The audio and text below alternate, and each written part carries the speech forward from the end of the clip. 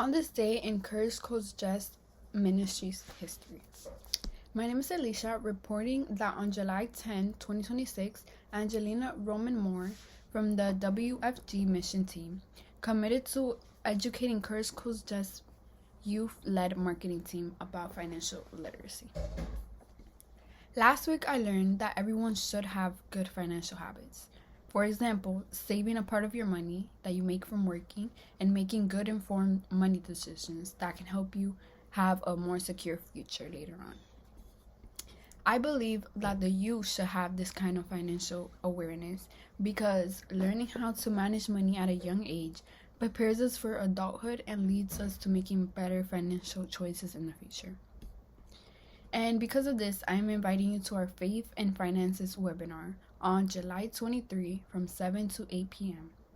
Come and learn what to do with your money and how to make it grow in Jesus' name.